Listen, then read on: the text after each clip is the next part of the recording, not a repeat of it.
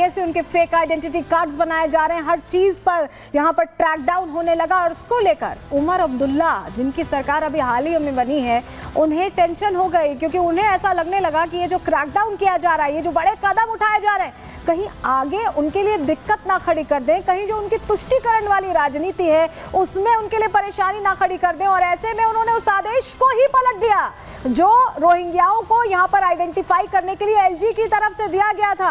हुआ क्या है, क्या पूरी खबर है, चलिए अब आपको यही बताने जा रहे हैं, आपके सामने जानकारी रखते हैं कि हो क्या रहा है। क्योंकि जम्मू कश्मीर में जब यह खुलासा हुआ कि रोहिंग्या अलग अलग जगहों पर ठौर ठिकाना ले रहे हैं, आतंकी गतिविधि में शामिल हो रहे हैं, तो उन पर एक्शन की तैयारी एलजी के निर्देश पर हुई। एक्शन लिया भी गया, बिजली काट दी गई, पानी बंद कर दिया गया। लेकिन इसके बावजूद जब ये सब कुछ हो रहा था तो उमर अब्दुल्ला आगे बचाने उन्हें मैदान में। हुआ क्या है, चलिए जल्दी से जानकारी आपके सामने हम रख देते हैं, आपको बताते हैं कि हो क्या रहा है। दरअसल जम्मू कश्मीर में बड़ी साजिश का खुलासा हुआ है। जम्मू में रोहिंग्याओं को बाकायदा एक एनजीओ बसा रहा था और जम्मू पुलिस ने एनजीओ का पर्दाफाश कर दिया। उनकी जानकारी हासिल कर ली। केंद्रीय जांच एजेंसियों के इनपुट पर यह बड़ी कार्रवाई यहाँ जम्मू में की गई और केंद्रीय जांच एजेंसियों के इनपुट पर जब कार्रवाई हुई, समझ में आया कि बाकायदा एक सिस्टम काम कर रहा था इनको जम्मू कश्मीर में बसाने के लिए, जगह देने के लिए, उनके रहने के लिए, सब कुछ एक सिस्टम के तहत हो रहा था। खुलासा होने के बाद तुरंत ही कार्रवाई की गई। जैसे ही कार्रवाई की गई, उमर सरकार घबरा गई।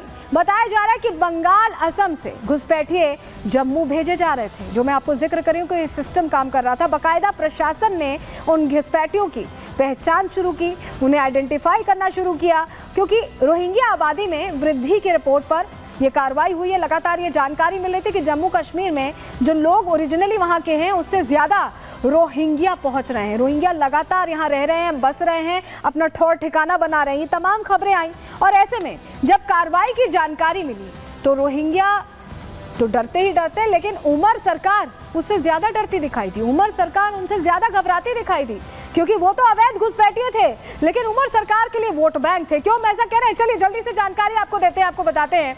रोहिंग्या घुसपैठियों पर बड़ा एक्शन जो लिया गया, उसके बाद राजौरी, पुंछ और डोडा में जो कई रोहिंग्या बसे हुए थे, रह रहे थे, उनकी पहचान की गई। बताया जा रहा है कि जम्मू में 400 से ज़्यादा घरों की पहचान इस लिहाज से कर ली गई।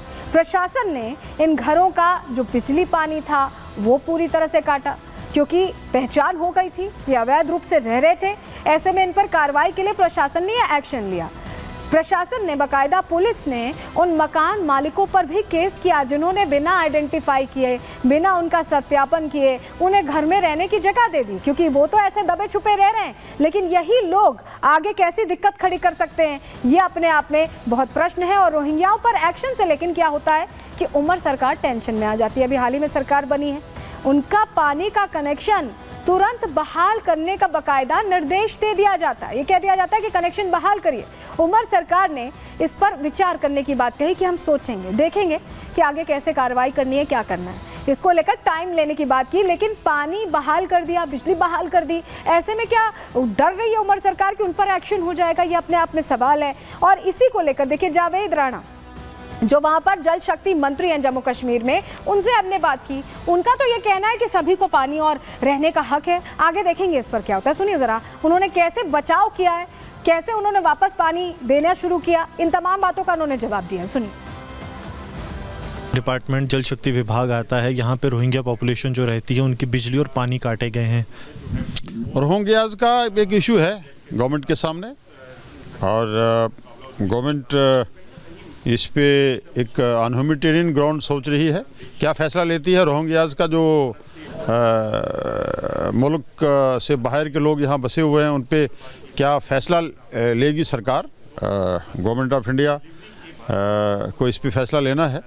बरकैफ अनह्यूमैनिटेरियन ग्राउंड्स, पानी तो किसी का काटा नहीं जा सकता है। अगर ऐसी बात मेरे नोटिस में आई है तो मैं डिपार्टमेंट को ये इंस्ट्रक्शन दे दूंगा कि वो फौरी तौर पे उनके जो वाटर कनेक्शन है उनको रिस्टोर करेगा। लीगली तौर पे क्या एक्शन लेंगे हम रोहिंग्याज के को लेके, वो अलग बात है।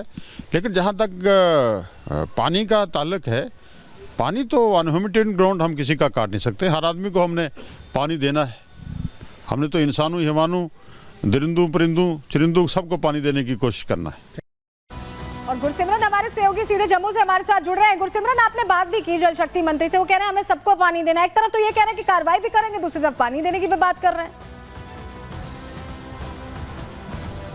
देखिए, स्वाभाविक तौर पर उमर सरकार की पॉलिसी बड़ी क्लियर है, क्योंकि जावेद राणा उमर सरकार में सबसे तजुर्बेकंद मुख्यमंत्री हैं, मंत्री हैं, माफ़ कीजिएगा, और ये कई बार पहले भी मंत्री रह चुके हैं, 5 बार लेजिस्लेचर हैं, और बेहद महत्वपूर्ण है क्योंकि इन्होंने जो कह दिया उसे आप मान के चलिए कि सरकार की पॉलिसी है। अब सरकार जो है पानी बहाल होने वाला है। उन्होंने हमारे सामने जो है सुप्रिटेंडेंट इंजीनियर को हिदायत दे दी है, यानी कि अब रोहिंग्यास का जो पानी और बिजली काटा गया था उसमें पानी बहाल होने जा रहा है, और सरकार बड़ी साफ है कि उपराज्यपाल प्रशासन की तरफ से जो भी ऐसा निर्णय लिया गया है उसे अब बदला जाएगा।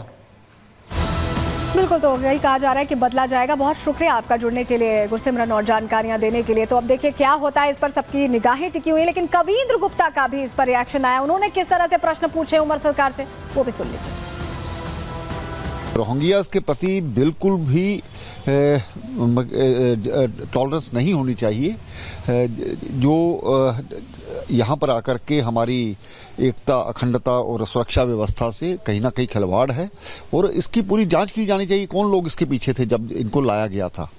अब इनको जल्दी से जल्दी एक प्लान के तहत, ठीक है, जब तक वो यहाँ से नहीं जा पाते, लेकिन उनको वहां पर रख करके कनेक्शन देना ये गलत तरीका। तो चलिए, इस पर क्या होता है, हमारी निगाहें इस पर टिकी रहेंगी। आगे आपको अपडेट इस पर देंगे। फिलहाल वक्त हो गया है प्रहार में एक छोटे से ब्रेक का, कहीं मत जाइए। आगे आपको बताने वाले हैं कि संबल की हितैषी होने पर एक पत्नी को कैसे भुगतना पड़ा, वो खबर बताएंगे। बने रहिए हमारे साथ, जल्द लौट रहे हैं।